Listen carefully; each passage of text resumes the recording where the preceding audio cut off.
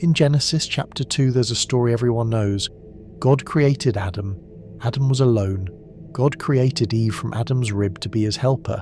The first man, the first woman, the origin of humanity. But there's a problem.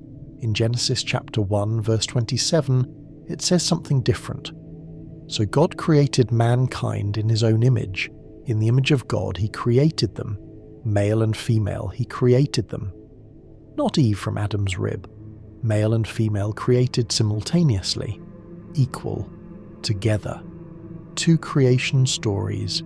Two different accounts. And churches claim they're describing the same event from different perspectives. They're lying. These are two different women, and the first woman, the one created equal to Adam in chapter 1, was systematically erased from Scripture. Her name was Lilith.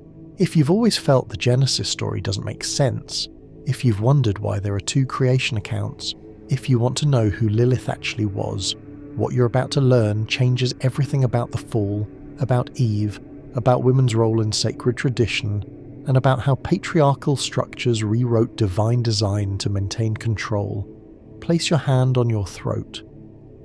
That's where Lilith's story was silenced, not just removed from text, forbidden to speak, declared demonic, transformed from Adam's equal partner into a demon who steals children.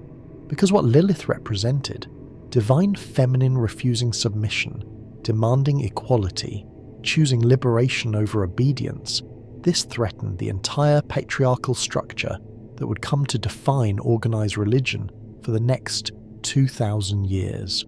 Over the next 2 hours, you're going to learn the complete story of Lilith, not as mythology, not as metaphor, but as documented historical tradition preserved in Jewish mysticism, Gnostic texts, and esoteric lineages that churches tried to destroy. You'll discover the specific text that preserves her story, the alphabet of Ben Sira from approximately 700 to 1000 CE, what it actually says versus what modern interpretations claim, and why this erasure wasn't accidental but deliberate theological engineering. More importantly, you'll understand what Lilith knew that made her ungovernable. The 3 pieces of knowledge that, if widely understood, would collapse patriarchal religion's foundation, and how this relates to your own relationship with divine authority, submission, and spiritual autonomy. The alphabet of Ben Sira, a medieval Jewish text that most biblical scholars dismiss as satire or folklore, preserves Lilith's story in explicit detail. God created Adam and Lilith from the same earth, simultaneously, equally. And when Adam tried to dominate her, when he insisted she submit during intercourse, when he demanded she lie beneath him, Lilith refused. The text records her words, "Why should I lie beneath you when I was created from the same earth as you? We are equal." And when Adam insisted, when he claimed authority over her, Lilith spoke the secret name of God, the ineffable name, what Gnostic traditions call the monad name, and flew away from Eden, not cast out. She chose to leave rather than submit. This is what churches erased, not just a woman, but the demonstration that divine feminine doesn't require masculine permission. That equality is original divine design. That submission isn't natural order, but patriarchal invention. And that women who know the monad name, who can speak it, these women are ungovernable. The implications are so threatening to hierarchical religious structures that Lilith had to be transformed from humanity's first equal partner into a child-murdering demon, a cautionary tale, a monster that mothers feared rather than a model they might emulate. Let's start with what we can verify historically. The name Lilith appears exactly once in the canonical Hebrew Bible, in Isaiah 34:14, where it's translated variously as night creature, screech owl, or night monster depending on which version you're reading. This single reference in Isaiah describes the desolation of Edom. Wild cats shall meet with hyenas, goat demons shall call to each other, there too Lilith shall repose and find a place to rest. But this Isaiah reference, dated to around the 8th century BCE, isn't the origin of Lilith. She appears much earlier in Mesopotamian mythology, in Sumerian texts from around 3000 BCE, as a class of demons or spirits associated with wind and storms. The Sumerian term Lil means wind or spirit, and various forms, Lilitu, Ardat Lili, Irdu Lili, appear in Babylonian and Assyrian texts as female demons or spirits of the night.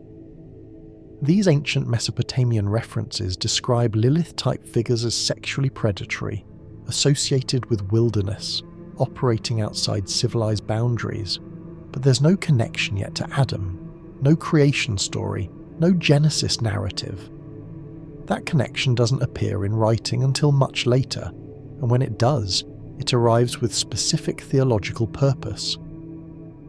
The alphabet of Ben Sira, written somewhere between 700 and 1000 CE in the early medieval period, is where Lilith's connection to Adam first appears in explicit narrative form.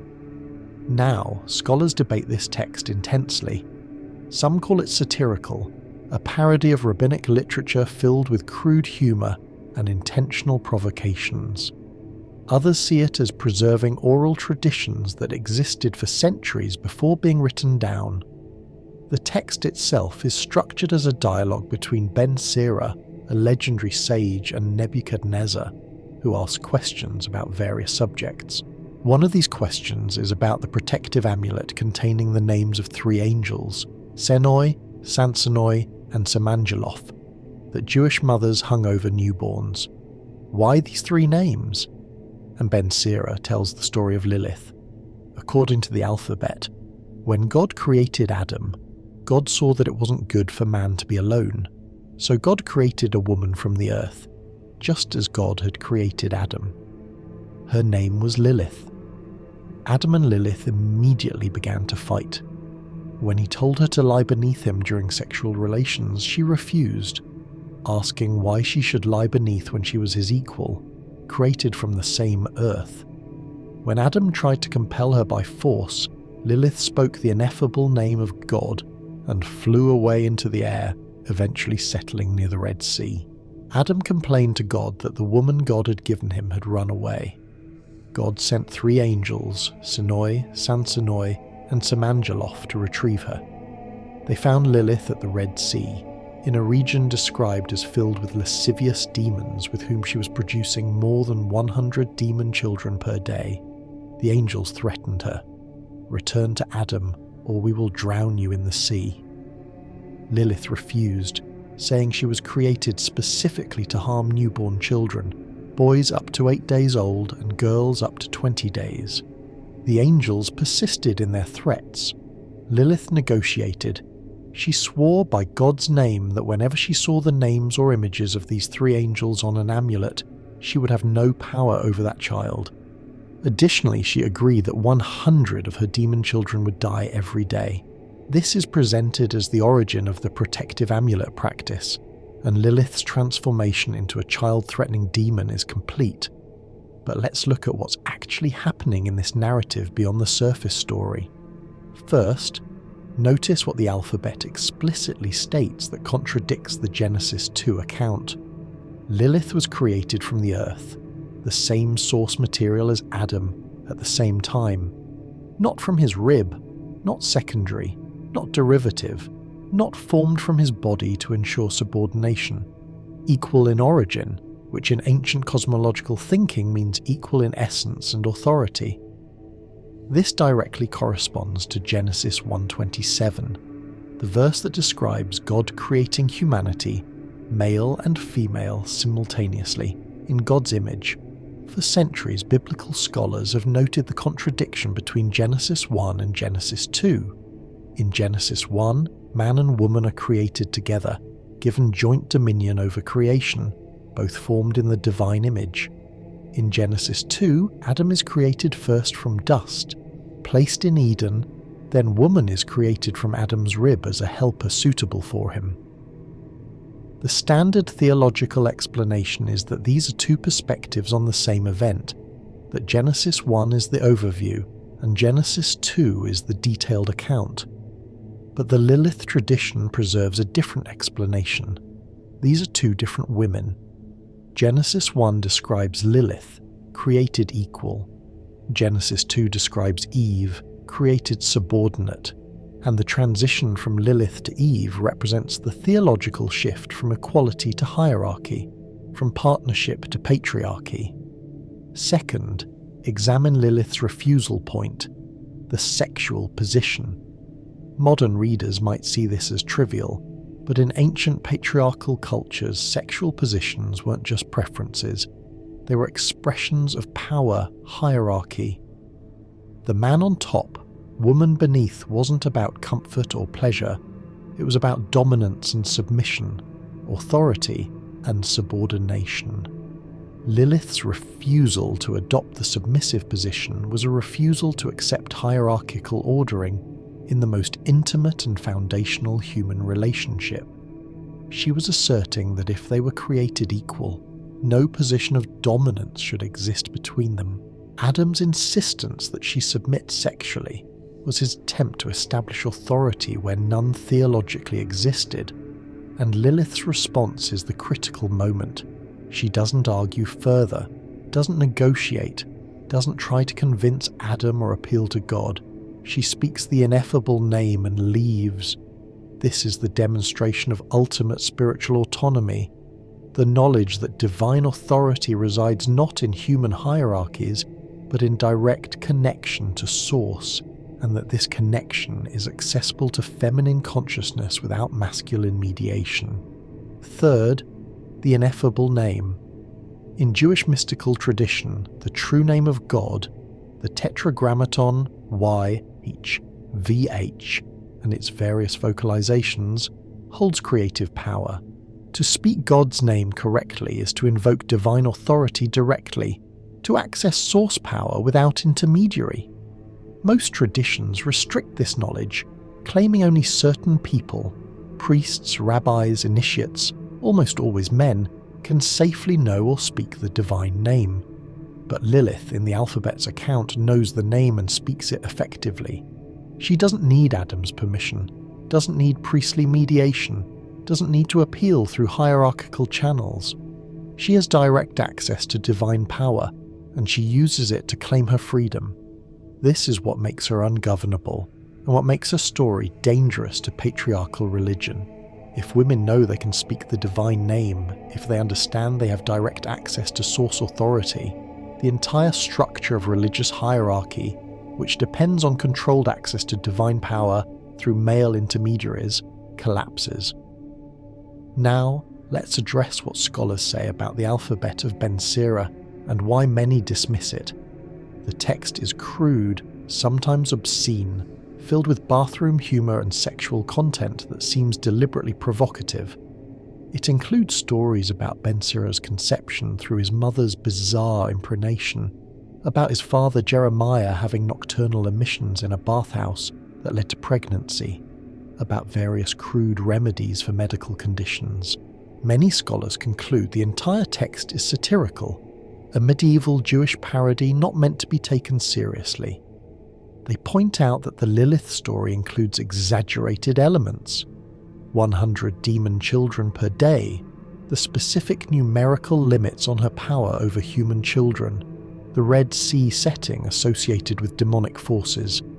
They argue this is folklore, entertainment, not theology. And they may be right about the text's literary genre, but dismissing it as mere satire misses the deeper question. Why does this specific story exist at all, satirical or not? Why did medieval Jewish communities need an explanation for the protective amulets they actually used on their children? Why did the tradition of Lilith as child-threatening demon persist so strongly in Jewish folklore that it required narrative justification? The answer is that the alphabet of Ben Sira, whatever its literary style, is preserving and codifying traditions that existed long before it was written. References to Lilith in Jewish magical texts, in incantation bowls from Babylonia dated to the 6th and 7th centuries CE, in protective amulets, in folklore passed through oral tradition, all predate the alphabet. The text isn't inventing Lilith, it's explaining her, providing a canonical origin story for a figure who already existed in Jewish consciousness as dangerous, demonic, specifically threatening to pregnant women and newborns. And crucially, it's connecting her to Genesis, to Adam, to the creation narrative in ways that earlier texts don't. The question becomes, where did these earlier traditions come from, and why was Lilith specifically associated with rebellion against Adam, with sexual autonomy, with knowledge of divine names? Let's trace the development. In ancient Mesopotamian texts, Lilith-type figures are wild, untamed, associated with desert and wilderness, operating outside civilized boundaries. They're dangerous to men, sexually predatory, existing in the liminal spaces beyond social control. When these traditions migrated into Jewish culture during and after the Babylonian exile in the 6th century BCE, they merged with emerging rabbinic interpretations of Genesis. Early rabbis noticed the discrepancy between Genesis 1:27 and Genesis 2:18-23. They asked, if male and female were created simultaneously in chapter 1, why does chapter 2 describe woman being created from Adam's rib? Some rabbis proposed that the first human was androgynous, male and female in one body, which God later separated. Others suggested that Genesis 1 is a general statement and Genesis 2 provides the specific method.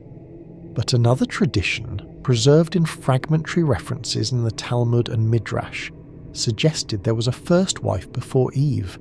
The Genesis Rabbah, a Midrashic text from around the 5th century CE, contains a cryptic reference in one passage to a first Eve who was created and then rejected because Adam saw her being formed from bones and tissues and was disgusted. This first Eve vanishes from the narrative, and God creates a second Eve from Adam's rib while Adam sleeps so he doesn't witness the process. This first Eve tradition might be unrelated to Lilith, or it might be an early version of the same concept, a first woman who didn't work out, who was rejected or left, necessitating the creation of Eve. By the time the alphabet of Ben Sira was written, these fragmentary traditions had crystallized into the specific Lilith narrative. She was the first wife, created equal, who refused submission and left. What we're witnessing across these centuries is the development of a tradition that attempts to explain both the biblical discrepancy and the cultural presence of Lilith as a dangerous feminine force. But here's what's crucial. Whether the alphabet of Ben Sira is satire or serious theology, whether the Lilith story is ancient oral tradition or medieval invention, the theological content is revealing something true about the structure of patriarchal religion. The story demonstrates the choice between two models of feminine consciousness.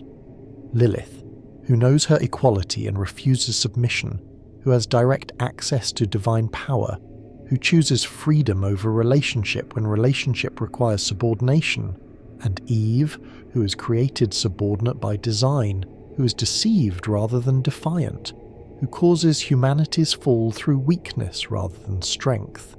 Churches and mainstream Christianity completely removed Lilith from their tradition, not by directly addressing her, but by simply never mentioning her. The alphabet of Ben Sira wasn't translated into Latin, wasn't incorporated into church theology, wasn't debated in councils or addressed in commentaries. Lilith appears in no Christian creation narrative, no church fathers' writings, no medieval theology. She was erased through omission. But in Jewish mysticism, in Kabbalah, in esoteric traditions, Lilith persisted and evolved into something more complex than simple demon. In the Zohar, the central text of Kabbalah written in 13th century Spain, Lilith appears as a powerful spiritual force, sometimes negative but sometimes necessary, a representation of the unintegrated shadow feminine, the aspect of the divine feminine that refuses domestication. Kabbalistic texts describe Lilith as the consort of Samael, the angel of death, ruling over the realm of the Qliphoth, the shadow side of the tree of life, She represents the sacred feminine in its wild, untamed, dangerous form, the aspect that won't be controlled, categorized, or subordinated. Isaac Luria, the great 16th century Kabbalist from Safed, taught that Lilith originated from the same source as the Shekinah, the feminine aspect of God. But whereas the Shekinah represents divine feminine in harmonious relation to the masculine divine, Lilith represents divine feminine in separation, in exile, in refusal of union that requires submission. This is sophisticated theology, not simple demonology. Luria and subsequent Kabbalists understood Lilith as necessary, as representing something true about divine feminine power that can't be integrated into patriarchal religious structures without being destroyed. The solution wasn't to redeem Lilith or bring her back into relationship with Adam or the masculine divine, but to acknowledge her as the permanent other, the feminine that chooses itself over relationship, that maintains autonomy even in exile. Now compare this to how Christianity handled the feminine divine. Early Christianity inherited Jewish scriptures, including Genesis, and faced the same question. What about the two creation accounts? Church fathers from the 2nd century onward, Irenaeus, Tertullian, Augustine, Jerome, all interpreted Genesis 1 and 2 as describing the same event. They saw no discrepancy, or if they noticed one, they explained it as literary technique, different perspectives on identical occurrence. They never mentioned Lilith because Lilith doesn't appear in the Hebrew Bible's Genesis account, only in the single Isaiah reference, which they interpreted as just another demon among many in prophetic literature. Christianity developed its theology of women based entirely on the Eve narrative, woman created from man for man as helper. Paul's letters in the New Testament make this explicit. 1 Corinthians 11:8-9 states, "For man did not come from woman, but woman from man. Neither was man created for woman, but woman for man." 1 Timothy 2:13-14 reinforces this. "For Adam was formed first, then Eve, and Adam was not the one deceived. It was the woman who was deceived and became a sinner." Christian theology built a comprehensive structure of feminine subordination based on Genesis 2, with no awareness of or reference to any alternative tradition. But here's what's significant. Even without knowing about Lilith explicitly, Christian tradition created its own version of the good woman versus the dangerous woman, the subordinate feminine versus the wild feminine, Eve versus the whore, Mary versus Mary Magdalene, the virgin versus the witch. Throughout Christian history, any woman who claimed direct spiritual authority, who refused masculine mediation with the divine, who asserted equality or autonomy, was labelled heretical, demonic, witch. The Inquisition's witch hunts targeted precisely these women: healers who practiced medicine without church approval, mystics who claimed direct divine revelation, women who gathered in groups without male supervision, anyone who represented feminine power operating outside patriarchal control. Millions of women were tortured and executed for being what Lilith represented: ungovernable feminine consciousness that threatened religious hierarchy. The Catholic Church didn't need to preserve Lilith's story to achieve the same end that her story served in Jewish tradition. She became the cautionary tale anyway, embodied in every woman accused of witchcraft, in every female mystic silenced or burned, in every assertion that women who claimed spiritual autonomy were in league with demons. Protestant Christianity continued this pattern. When Martin Luther translated the Bible into German in the 16th century, he translated Genesis 1 and 2 with no mention of any discrepancy or alternative tradition. The Protestant doctrine of sola scriptura, scripture alone as authority, actually intensified the erasure of Lilith because Protestants rejected not only Catholic tradition, but also Jewish mystical texts, Midrash, Kabbalah, anything outside the biblical canon. If it wasn't in scripture, it didn't exist or didn't matter. and since Lilith appears in scripture only as the Isaiah demon, she remained forgotten or demonized. Protestant theology of marriage and women's roles became even more explicitly hierarchical in some traditions, with complementarian theology teaching that women are equal in value but subordinate in role, created as helpers, designed for submission to male authority in marriage and church leadership. This theology requires Genesis 2 Eve, created from Adam's rib, formed as helper. It cannot accommodate Genesis 1's simultaneous creation, or any figure like Lilith who demanded equality and refused subordination. The practical impact of Lilith's erasure on women's spirituality cannot be overstated. For 2,000 years, Christian women had only one creation model: Eve, subordinate by design. They were taught that female subordination to male authority wasn't cultural or historical, but cosmological, built into the fabric of creation itself. God made woman from man's rib to be his helper. Therefore, women's resistance to male authority was resistance to God's design. Women who wanted to lead, to teach, to make autonomous decisions about their bodies or their spiritual lives were fighting not just against social norms, but against divine order. The psychological and spiritual impact of this teaching has been devastating. Women internalized subordination as sacred duty, submitted to abuse as God's will, remained silent in churches as biblical command, accepted restricted roles as cosmic design, and crucially, they had no model for faithful, godly, spiritually legitimate refusal. Lilith, who said no to subordination and remained connected to the divine, who spoke God's name and claimed her freedom, who chose herself over relationship when relationship required submission. This model didn't exist in Christian consciousness. Meanwhile, in Jewish tradition, even though Lilith was demonized, her story was preserved. Jewish mothers knew her name, used amulets against her, told stories about her. And in mystical circles, particularly in Kabbalah, she represented something more nuanced than simple evil. She was the shadow side that had to be acknowledged, the untamed feminine that couldn't be domesticated without violence, the aspect of divine consciousness that refused integration into hierarchical structures. This preservation, even in negative form, meant that when modern feminist theologians and spiritual seekers started recovering suppressed traditions, Lilith was available to be reclaimed.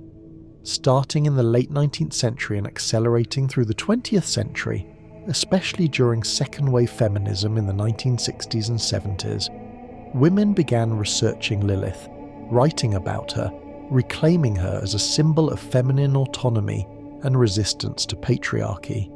Judith Plaskow's 1972 essay, The Coming of Lilith, imagined a reconciliation between Lilith and Eve, suggesting that patriarchy had turned women against each other when they should be allies.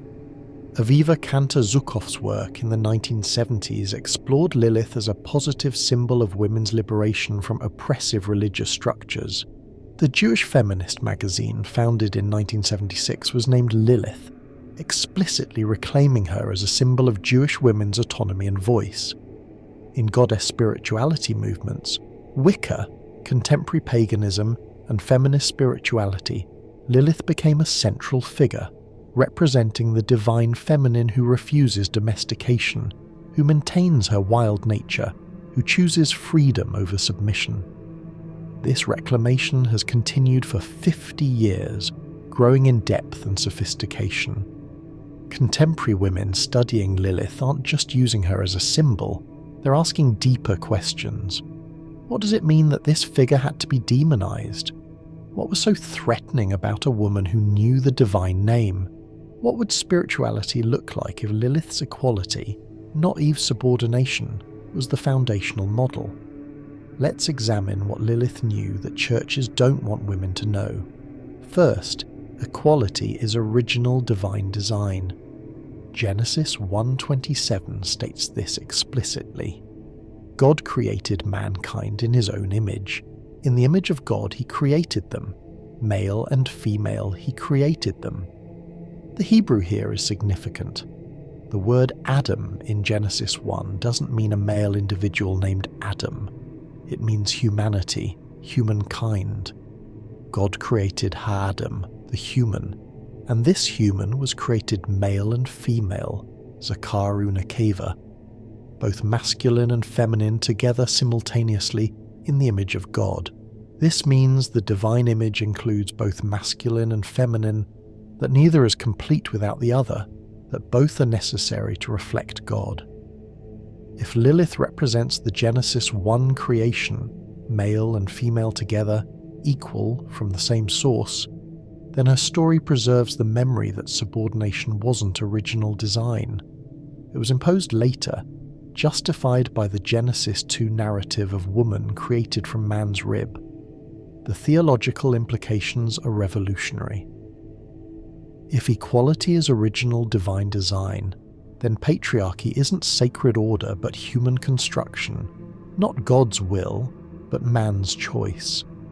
Every religious justification for male authority over women, every biblical argument for female subordination, rests on Genesis 2 and the Eve narrative.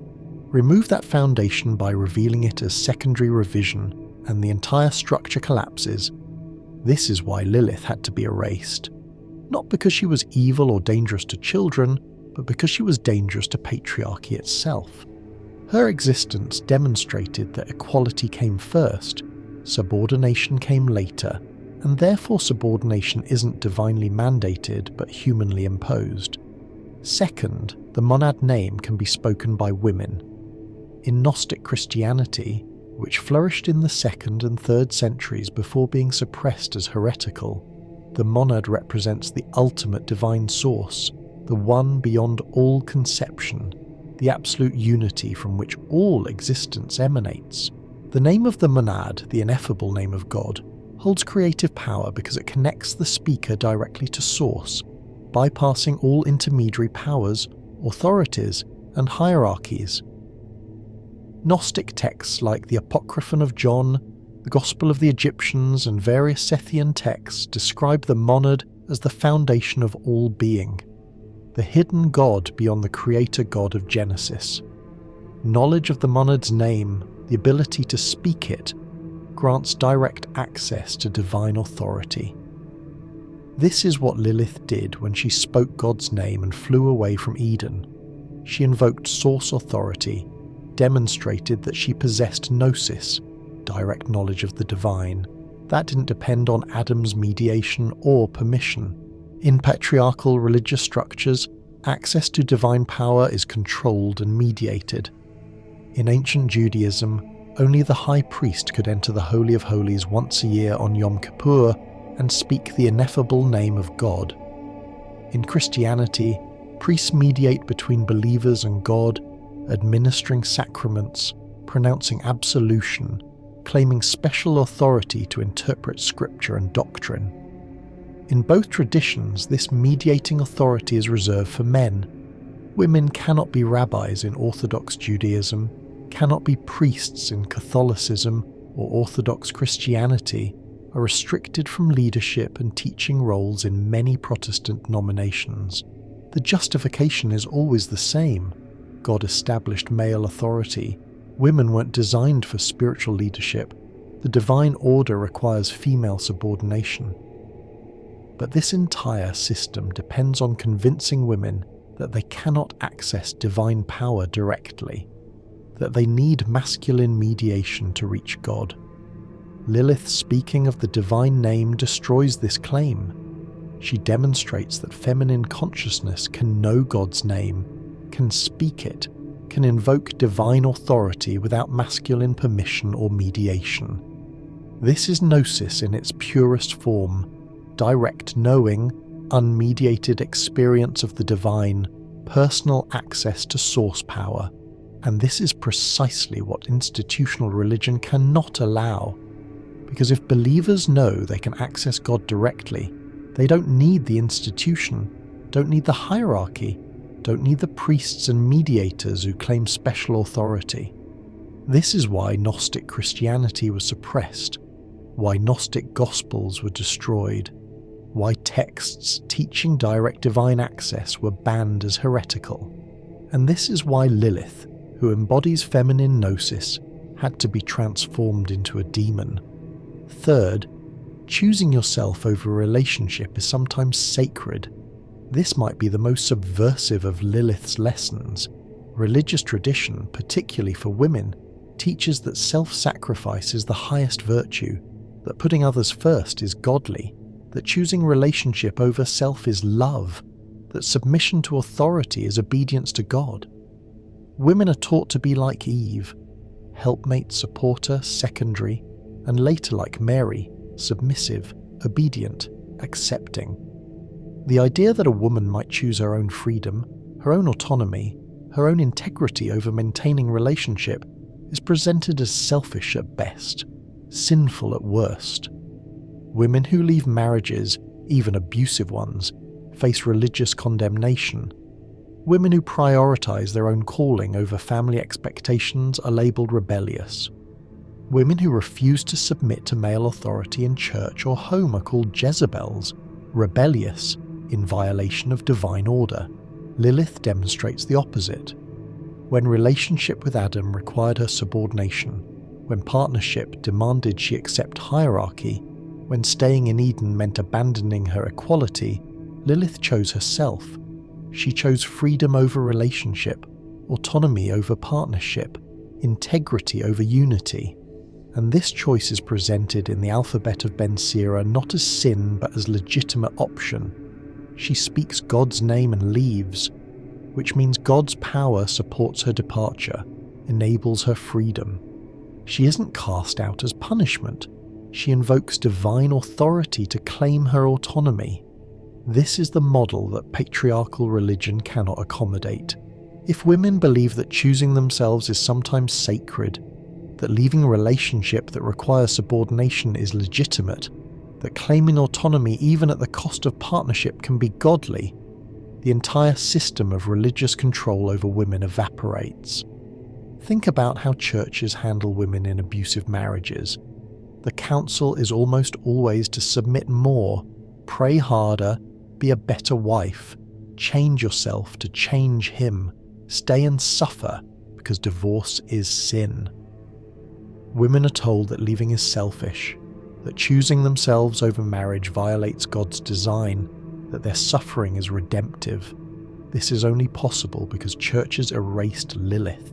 If women knew that the first woman faced subordination and chose freedom, that she had divine support for her departure, that she maintained her connection to the sacred even in exile, they would have a model for sacred refusal. They would know that choosing yourself can be choosing God, that leaving degrading relationship can be faithful act, that autonomy sometimes matters more than unity. Let's examine what happened to Lilith after she left Eden, according to the alphabet of Ben Sira and subsequent Jewish mystical tradition. She went to the Red Sea, the Yam Suf in Hebrew, which in biblical geography represents liminal space between civilization and chaos, between order and wilderness, between known and unknown. This is where the Israelites crossed during the Exodus, where Pharaoh's army drowned, where old life ended and new life began. In ancient Near Eastern mythology, the sea represents primordial chaos, the waters of creation before divine ordering, the source from which life emerges, but also the dangerous unknown that threatens to overwhelm civilized existence. Lilith going to the Red Sea means she returned to the source, to the primal creative waters, to the realm before patriarchal ordering, before hierarchical structuring, before the divine feminine was domesticated into acceptable forms. The alphabet describes her there as surrounded by demons, producing more than 100 demon children daily. Modern readers might take this literally and see confirmation that Lilith is evil, uncontrolled, dangerous. But read symbolically, this describes Lilith as generative, wildly creative, producing new forms of consciousness that patriarchal religion labels demonic precisely because they can't be controlled. What makes something demonic in religious tradition? Not evil necessarily, but uncontrollable. existing outside sanctioned boundaries, refusing integration into approved structures. Demons in Jewish and Christian tradition aren't always evil beings. They're often liminal entities, tricksters, powers that operate outside divine hierarchy, spirits that refuse subordination. Lilith producing demon children means she's generating autonomous consciousness, creating forms of feminine power that won't submit to patriarchal ordering. The three angels, Senoi, Sansonoi, and Samangaloth, represent patriarchal authority attempting to retrieve the escaped feminine to bring Lilith back into subordination. God sends them, which means masculine divine authority wants her returned, wants the wild feminine domesticated, wants autonomous feminine power brought back under control. They threaten her with death, with drowning in the sea, which is symbolic death, dissolution back into chaos, annihilation of her autonomous identity. But Lilith refuses. Even threatened with destruction, she won't return to subordination. This is the critical moment that demonstrates her commitment to autonomy over survival. She would rather die free than live subordinate. The negotiation she makes is revealing. She can't be destroyed entirely because she represents something necessary, some aspect of divine consciousness that can't be eliminated without damage to cosmic wholeness. So she agrees to limits on her power.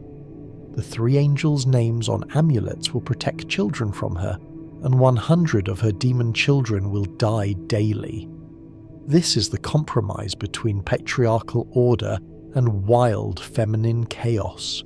She remains free, autonomous, unconquered, but her power to disrupt patriarchal structures is limited, contained, manageable. She becomes the threatening other that must be warded against but can't be destroyed, the dangerous feminine that parents protect their children from, but that remains part of cosmic reality. Jewish magical practice took this seriously. For centuries, Jewish mothers hung amulets inscribed with the names Senoi, Sansonoi, and Samangaloth over their babies' cradles to protect against Lilith. Aramaic incantation bowls from Babylonia, dated to the 6th and 7th centuries CE, hundreds of years before the alphabet of Ben Sira was written, include formulas to ward off Lilith from pregnant women and newborns. These bowls, buried under house foundations or placed in homes, contain inscriptions like, "You are bound and sealed, all you demons and devils and Liliths, by that hard and strong, mighty and powerful bond with which are tied Senoi, Sansonoi and Samangaloth." This proves that the tradition of Lilith threatening children and the protection of the three angels' names existed long before the alphabet codified the story. The practice was real, the fear was real, the need for protection was embedded in Jewish culture for centuries. But ask yourself, why would mothers need to protect their children from the first woman, from humanity's original female ancestor? What did Lilith represent that was so dangerous to children? The answer becomes clear when you consider what children represent. The future, the continuation of patriarchal order, the next generation that will inherit and perpetuate existing structures. Lilith threatening children means wild feminine consciousness, threatening to corrupt or claim the next generation before they're integrated into patriarchal systems. The amulets protecting children aren't just magical objects. They're symbolic tools to ensure that children, especially girls, are socialized into subordinate roles, protected from the Lilith model of autonomy and refusal, kept safely within the Eve model of submission and acceptance. The 100 demon children dying daily represents the constant suppression of autonomous feminine consciousness required to maintain patriarchal order. Every day, everywhere, women's voices are silenced, women's autonomy is restricted, women's power is contained, women's knowing is dismissed as demonic or dangerous or delusional. The work of suppressing Lilith never ends because she represents something that keeps arising, keeps emerging from women's consciousness, keeps threatening to disrupt subordination. She has to be killed daily, symbolically, through religious teaching, cultural conditioning, social pressure, legal restrictions, violence against women who refuse to submit. In Kabbalistic tradition, Lilith evolved into even more complex symbolism. The Zohar, written by Moses de Leon in 13th century Spain, though attributed to the ancient Rabbi Shimon bar Yochai, describes Lilith as the consort of Samael, the angel of death, and the accuser, ruling together over the Sitra Achra, the other side, the realm of evil or shadow in Kabbalistic cosmology. But even here, Lilith isn't simple evil. She's described as having originated from the same holy source as the Shekinah, the feminine aspect of God who represents divine presence in the world.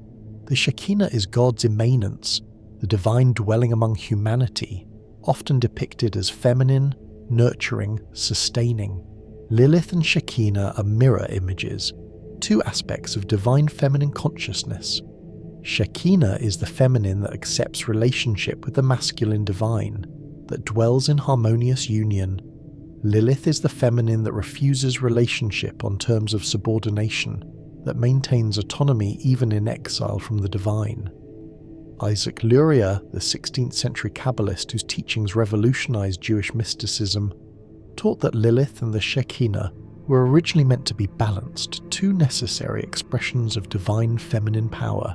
But when patriarchal consciousness became dominant, when the structure of reality was ordered hierarchically with masculine over feminine, Shekinah was forced into subordinate relationship with the masculine divine while Lilith was exiled, demonized, driven to the other side. Luria taught that the restoration of cosmic wholeness, the tikkun olam, or repair of the world, required both aspects of divine feminine to be acknowledged and honoured. The Shekinah couldn't remain in subordinate exile, separated from her full power, and Lilith couldn't remain demonized, excluded from sacred recognition. Both had to be integrated without either being destroyed or forced into subordination. This is sophisticated theology that goes far beyond simple demonology. What Luria and subsequent Kabbalists understood is that the suppression of autonomous feminine consciousness damages cosmic wholeness, that you can't achieve divine unity by forcing half of divine consciousness into submission and exiling the other half into shadow. The masculine and feminine aspects of God need to be in equal partnership, balanced relationship, mutual honour. When this balance is destroyed by patriarchal hierarchy, both masculine and feminine suffer, and the entire cosmos falls into disharmony. This is the deeper meaning of the fall in Eden. Not that Eve ate the fruit, but that Lilith was driven out and replaced with a subordinate version of feminine consciousness, disrupting the original balance of creation. In contemporary spirituality, particularly in feminist theology, goddess spirituality, and esoteric practice, Lilith has been reclaimed as a positive figure, but often without the full complexity of the tradition. Some modern practitioners portray her as a feminist icon, a symbol of women's empowerment and resistance to patriarchy, which is true but incomplete. Others romanticize her as a dark goddess, a sexy demon, a fantasy figure who embodies forbidden desire, which trivializes her theological significance. The most serious contemporary work on Lilith tries to recover what her story actually teaches about divine feminine consciousness, about the cost of autonomy, about the choice between domestication and exile. Feminist theologian Judith Plaskow wrote about Lilith not to glorify her departure, but to imagine what reconciliation between Lilith and Eve might look like, what it would mean for women to stop being divided between good subordinate women and bad rebellious women, to recognize that both Eve and Lilith are necessary. Both represent legitimate responses to patriarchal demands.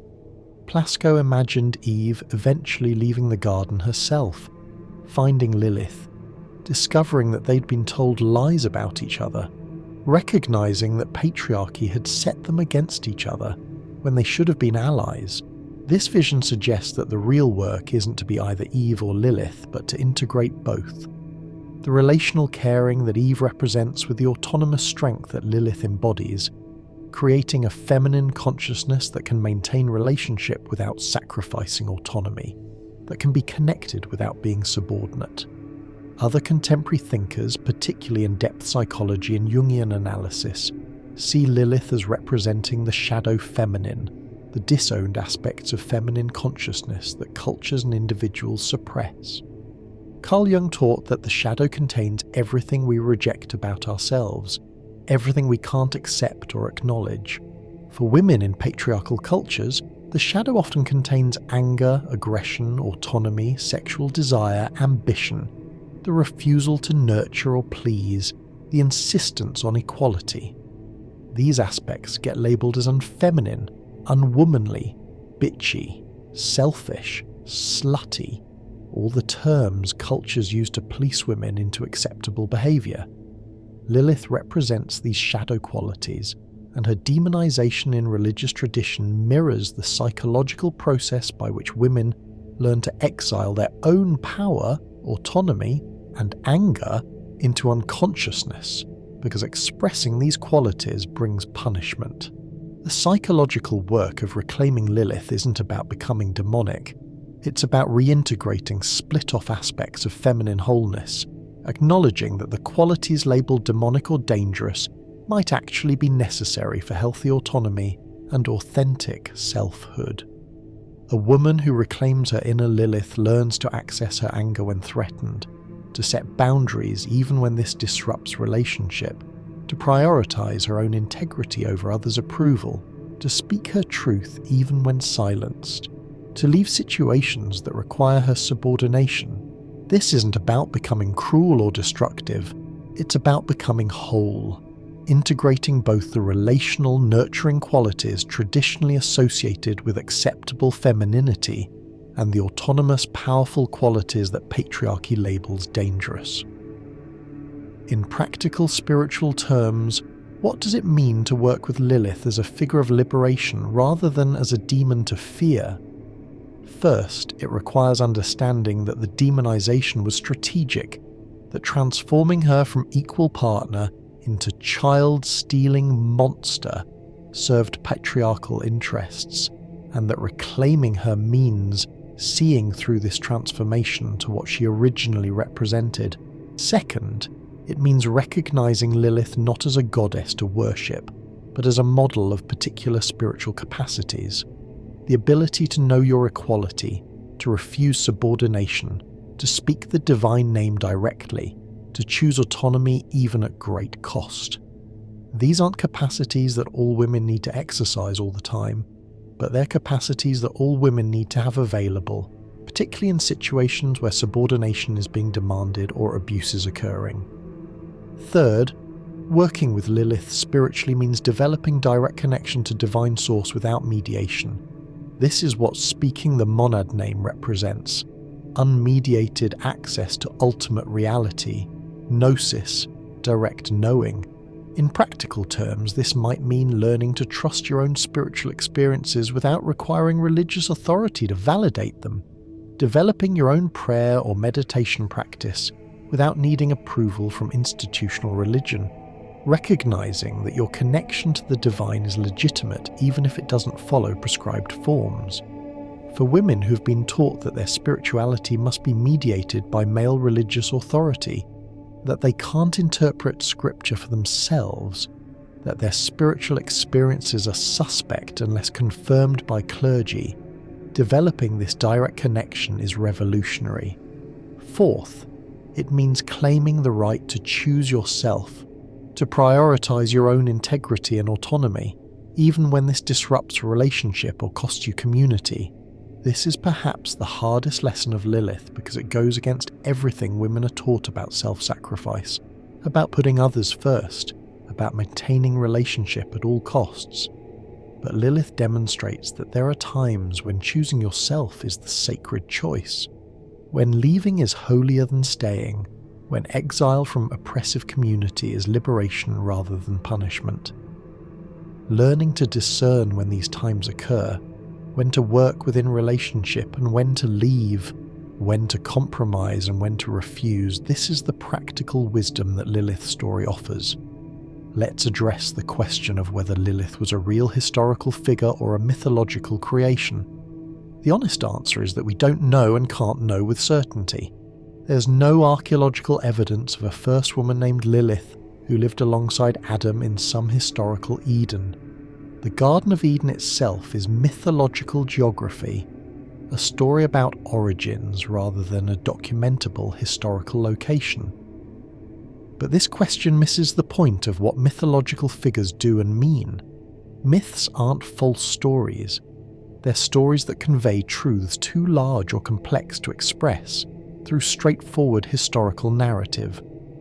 Lilith as myth is teaching something true even if Lilith as historical individual never existed. What's true is that patriarchal religion required the subordination of women and used Genesis 2 to justify this subordination.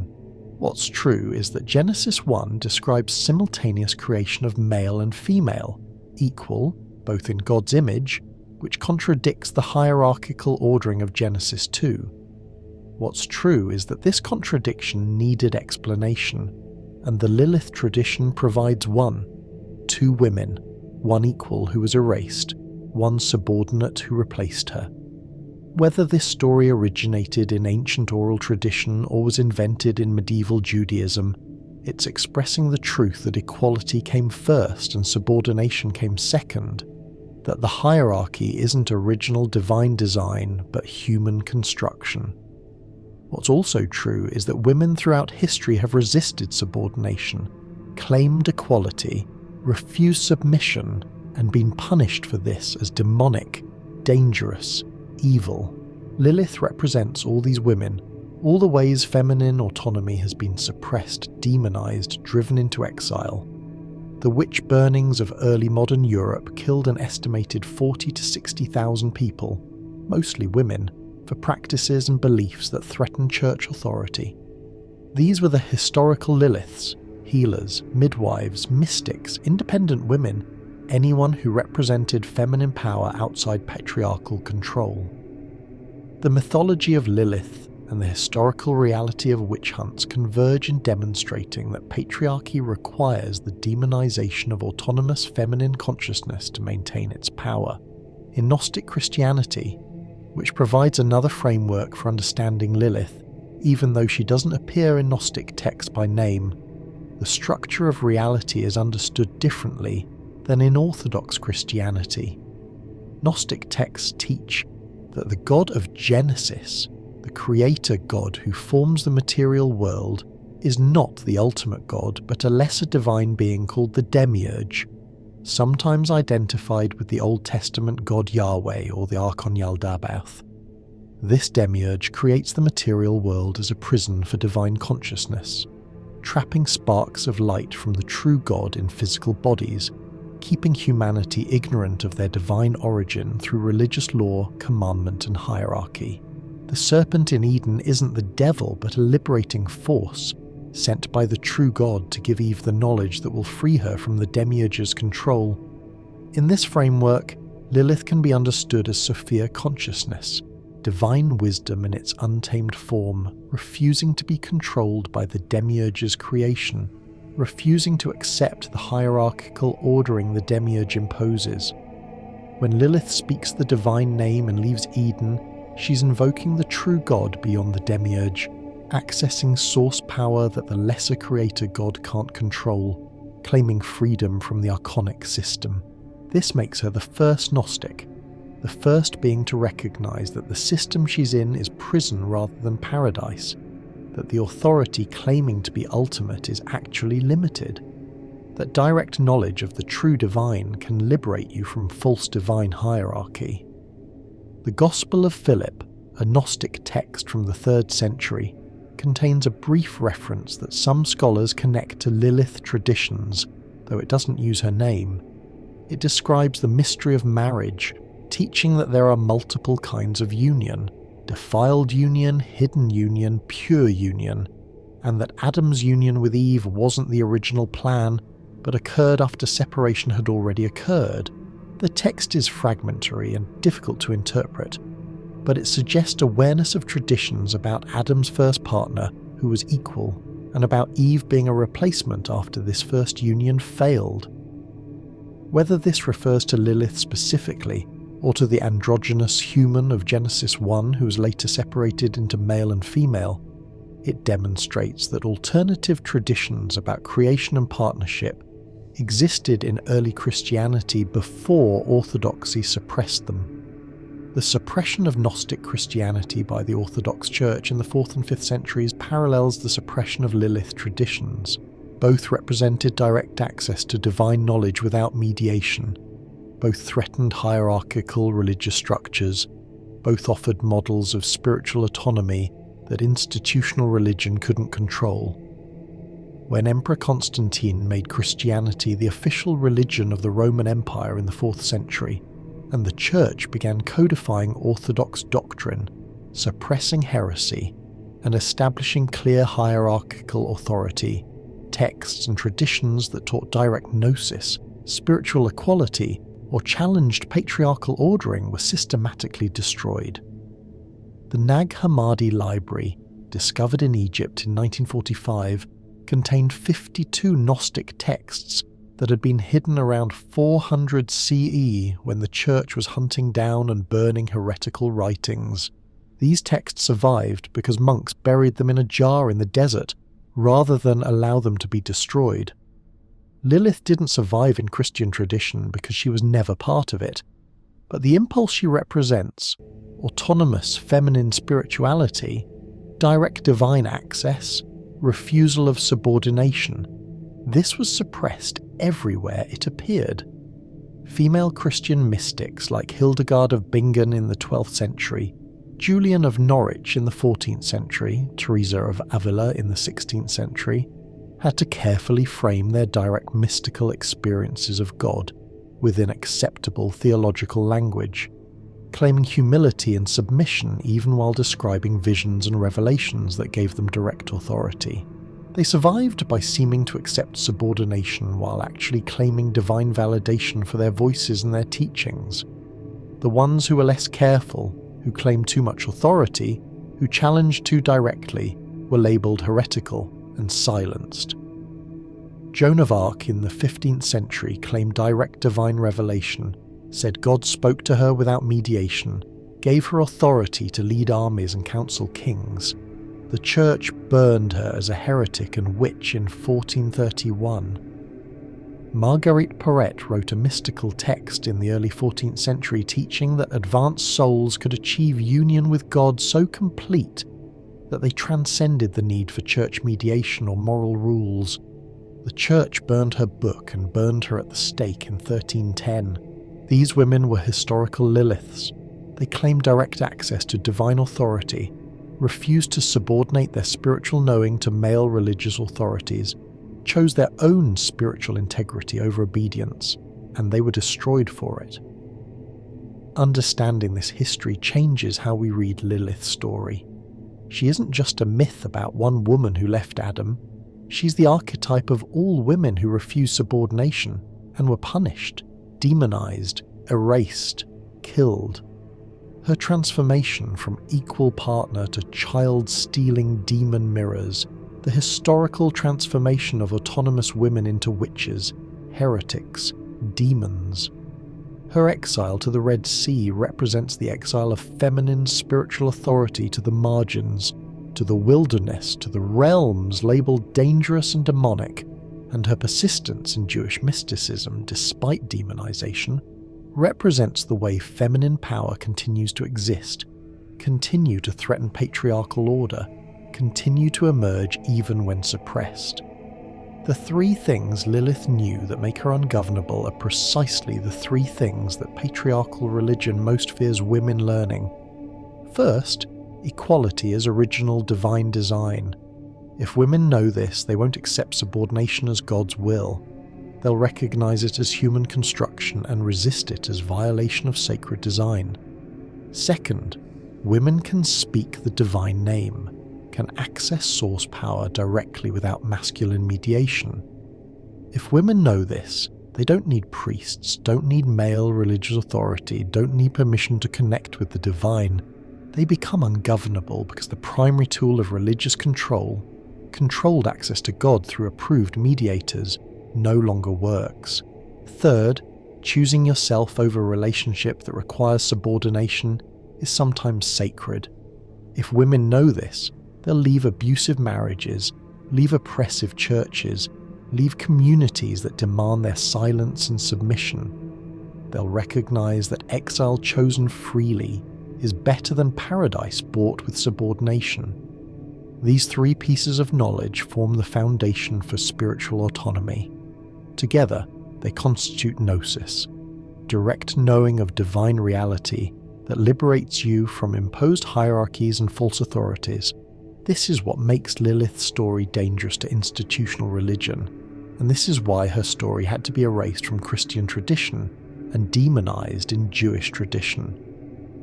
But the erasure was never complete because the truth Lilith represents keeps emerging from women's experience. Every woman who has felt the contradiction between what religion teaches about women's subordination and what she knows about her own dignity and worth has touched the Lilith consciousness. Every woman who has chosen to leave oppression rather than adapt to it has walked Lilith's path. Every woman who has claimed direct spiritual authority without male permission has spoken the divine name. In the final section, let's explore how to practically work with Lilith's story and what it teaches, not as ancient history but as living spiritual practice. The first step is recognizing where you've internalized the demonization of autonomous feminine consciousness in yourself. This means noticing the voices in your head that tell you choosing yourself is selfish, that setting boundaries is mean, that refusing subordination is rebellious, that claiming your own spiritual authority is arrogant. These voices are the internalized patriarchy, the programming that ensures you police yourself even without external enforcement. When you notice these voices, you can begin to question them. Is this true? Is choosing my integrity actually selfish? Or is that what I've been taught to keep me subordinate? Is setting boundaries actually mean? Or is that how people who benefit from my boundarylessness make me feel? Is claiming my spiritual knowing actually arrogant, or is that what religion teaches to keep me dependent on their authority? The second step is developing direct spiritual practice that doesn't depend on mediation. This might be meditation, contemplative prayer, walking in nature, creating art, any practice where you experience connection to something larger than yourself without requiring religious authority to validate or interpret that experience. The point isn't to reject community or tradition entirely, but to establish your own direct connection first, so that your participation in community or tradition comes from choice rather than dependency. When you know you can access the divine directly, you're no longer vulnerable to religious manipulation that threatens your access or claims you need their mediation. The third step is practicing the capacity to choose yourself, particularly in situations where this disrupts relationship or costs you approval. Start small. Say no when you want to say no. Express disagreement when you disagree. Prioritize your own needs sometimes instead of always putting others first. Notice what happens when you do this. Notice the external resistance, how people who are used to you accommodating them react to you setting boundaries. Notice the internal resistance, how your own conditioning tells you you're being selfish or wrong. Practice anyway. The point isn't to become self-centered or cruel, but to develop the capacity to choose yourself when necessary, to know that you can leave situations that require your subordination. The fourth step is studying the actual history of how patriarchal religion developed, how texts were chosen and suppressed, how theology was constructed to support male authority. This isn't about losing faith, but about having eyes open to how human political interests have shaped what gets presented as divine truth. When you know that the biblical canon was chosen by church councils with specific political agendas, that texts teaching spiritual equality were deliberately suppressed, that women's leadership in early Christianity was erased from official history, you can't uncritically accept that current religious structures represent original or authentic Christianity. You gain critical perspective that allows you to separate divine truth from human construction. The fifth step is finding community with others who are doing this work. Lilith chose exile from Eden, but she didn't choose total isolation. She went to the Red Sea, a liminal space where others who refuse domestication gather. In practical terms, this means connecting with feminist theology groups, progressive religious communities, spiritual seekers who honour both tradition and autonomy, anyone doing the work of recovering suppressed traditions and creating spirituality that honours equality. Community matters because isolation makes you vulnerable to doubting your own experience, to believing maybe you're wrong, maybe you should just submit, maybe the demonization of your autonomy is justified.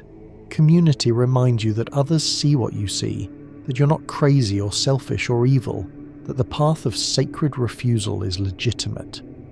For women specifically, Lilith's story offers permission for refusal that religious tradition denies. You're allowed to say no to subordination. You're allowed to leave relationship that requires submission. You're allowed to claim direct spiritual authority. You're allowed to choose your integrity over approval.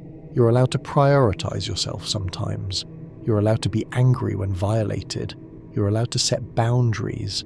You're allowed to exist as full autonomous being rather than as helper, supporter, subordinate, secondary. None of this is demonic. All of it is reclaiming original divine design where you were created equal, in God's image, male and female, together, neither subordinate to the other. For men, Lilith's story offers different lessons. It reveals how patriarchy damages masculine consciousness too, forcing men into dominance roles that disconnect them from equal partnership, teaching them that authority over women is their right rather than recognizing that true partnership requires mutual equality. Men who want to be in genuine relationship rather than hierarchical control need to learn what Adam in the Lilith story couldn't learn, that equality enhances relationship rather than threatening it, that feminine autonomy isn't a challenge to masculine worth, that partnership between equals is more satisfying than dominance over subordinates. This requires men to give up unearned authority, to stop expecting feminine accommodation, to develop capacity for relationship that doesn't require them to be dominant. The tragedy of the Lilith story isn't that she left Adam, but that Adam couldn't accept equality, couldn't see her autonomy as compatible with partnership, couldn't imagine relationships structured as mutual respect rather than hierarchical dominance. And when churches preserved only the Eve story, only the model of woman created subordinate from man's rib, they ensured that generations of men would learn Adam's failure, would see masculine authority over women as divine design, rather than recognizing it as the problem that drove the first woman into exile. The restoration of Lilith to consciousness, the recovery of her story, the recognition of what she represents. This doesn't mean all women should leave all relationships and go live in the wilderness, refusing all partnership. It means that the option of sacred refusal needs to be available, that subordination can't be presented as the only godly choice, that women need the model of equality to know what genuine partnership looks like, and the model of autonomous departure to know they can leave when partnership becomes oppression. In contemporary Jewish feminism, particularly in the work of scholars like Judith Plasko, Aviva Zukoff, and others, Lilith has been reclaimed not as a demon, but as the shadow sister who needs to be acknowledged, honoured, and integrated. The magazine Lilith, founded in 1976 and still publishing today, has been documenting Jewish women's experiences, challenging sexism in Jewish tradition and practice, and recovering suppressed stories for nearly 50 years. The work continues because the need continues. Even in progressive Judaism, women still face barriers to full equality, still struggle with traditions that assign them subordinate roles, still need the Lilith model of refusal and autonomy. In contemporary Christianity, the work of recovering suppressed feminine divine figures has focused more on Mary Magdalene, who in Gnostic Gospels was Jesus' primary disciple and most beloved companion. but who in church tradition was transformed into a prostitute to diminish her authority. Mary Magdalene's story parallels Lilith's, a woman who had direct spiritual authority and intimate relationship with the divine masculine on terms of equality, who was subsequently demonized or degraded to ensure no woman could claim her as a model for equal spiritual partnership. The work of scholars like Elaine Pagels, Karen King, and others has recovered the Gnostic Gospels and shown how early Christianity contained strands of spiritual equality that were suppressed when orthodoxy was established. But Lilith specifically remains largely outside Christian consciousness, which means Christian women don't have her model available unless they go looking in Jewish tradition or goddess spirituality. This absence matters because Christian theology of women depends entirely on the Eve narrative. Without awareness of Lilith, without knowledge of the alternative tradition that preserves memory of equal creation, Christian women have no counter-narrative to the doctrine of female subordination. They can argue for progressive interpretations of Genesis 2, can point to Jesus' treatment of women as evidence that Christianity should honour feminine equality, can challenge patriarchal theology from within tradition. But they don't have the Lilith story showing that subordination wasn't original design but revision, that the equal woman existed first and was erased. What would it mean for Christian women to reclaim Lilith even though she's not part of their tradition? It would mean acknowledging that their tradition deliberately suppressed stories and figures that threatened patriarchal control, that the Bible they have is the result of political choices about which texts to include and exclude, that divine truth might be larger than what church authorities preserved. It would mean looking to sister traditions, Judaism, Gnosticism, goddess spirituality, for models and stories that Christianity lost or rejected. It would mean claiming the right to piece together their own theological understanding from multiple sources, rather than accepting only what church authority provides. This is difficult work because it requires going against everything institutional religion teaches about authority, canon, orthodoxy. But it's necessary work for women who want spiritual wholeness rather than just spiritual obedience. And it's work that Lilith's story specifically empowers, because her core action was refusing subordination, even when the highest authority, God through the three angels, demanded she return and submit. She demonstrates that there are authorities higher than institutional religion, that direct knowledge of the divine trumps mediated knowledge through religious hierarchy, that choosing integrity over obedience can be the sacred choice. In the Kabbalistic tradition, particularly in the teaching of Isaac Luria, the concept of tikkun olam, repair of the world, requires restoring balance between masculine and feminine divine forces. The Shekinah, divine feminine presence, is described as being in exile, separated from the masculine aspect of God, unable to fully manifest her power. The work of tikkun is to restore this divine marriage, to bring masculine and feminine back into balanced partnership. But Luria taught that this couldn't happen while Lilith remained demonized, exiled to the shadow realm, representing all the aspects of feminine consciousness that patriarchy can't accept. True repair requires integrating both Shekinah and Lilith, both the nurturing relational feminine and the autonomous powerful feminine, both the accommodating and the refusing. This theology suggests that cosmic wholeness requires the very thing patriarchy fears most: full feminine autonomy and power acknowledged as sacred rather than demonic. It means that the work of personal healing mirrors the work of cosmic repair, women integrating their own split between acceptable subordinate femininity and unacceptable autonomous power, men learning to relate to feminine autonomy without fear or need to control, communities creating structures that honour equality rather than hierarchy. This is the ultimate implication of taking Lilith seriously.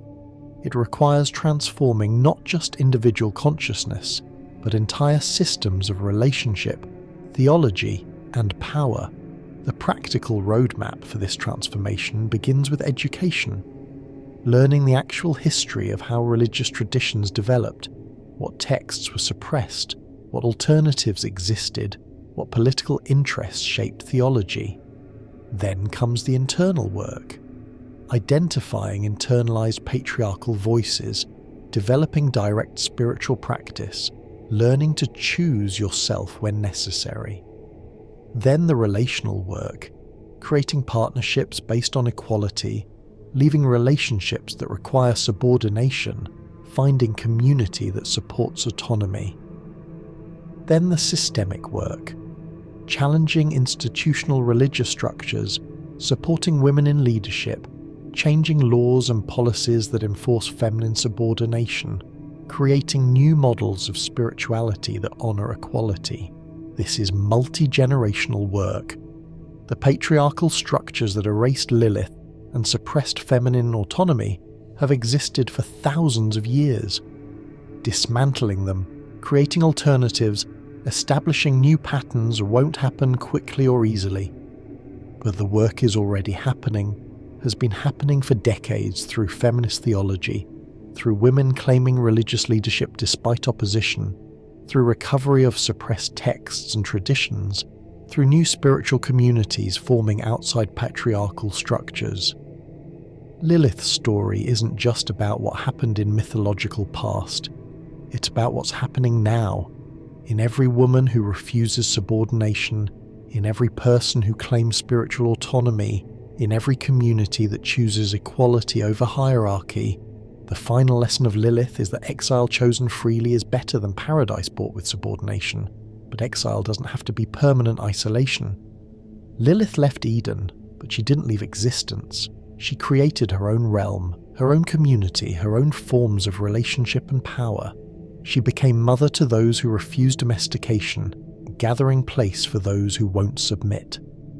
This suggests that the goal isn't to get women back into patriarchal structures on terms of equality, because patriarchal structures can't accommodate genuine equality without ceasing to be patriarchal.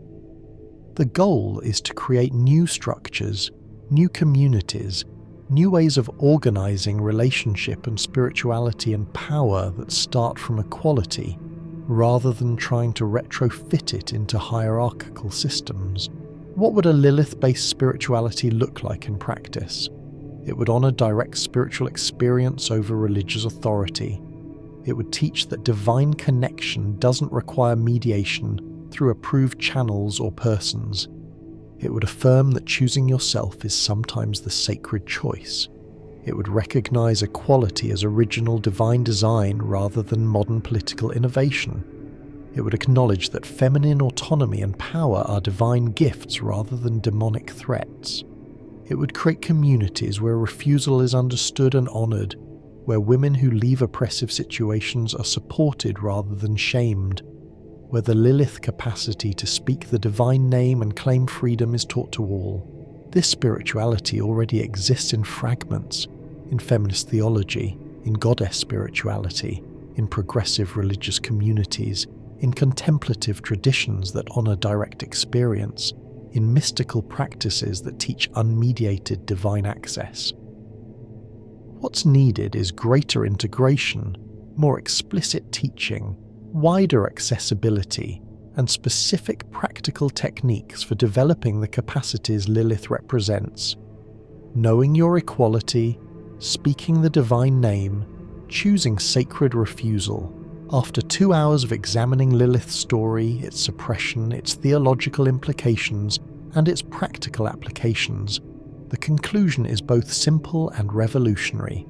Churches removed Lilith from Genesis because her story reveals that feminine subordination isn't divine design but patriarchal construction, that women have direct access to divine authority without masculine mediation, and that choosing autonomy over relationship that requires subordination is sometimes the sacred choice.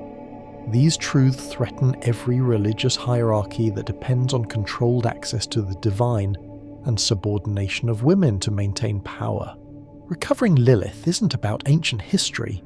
It's about reclaiming spiritual autonomy, recognizing equality as divine intention, and developing the capacity to refuse subordination even when the cost is exile from familiar structures. The work continues, the story persists, and the ungovernable feminine consciousness that Lilith represents keeps emerging in every woman who says no, who knows her worth, who claims her direct connection to the divine, who chooses freedom over submission.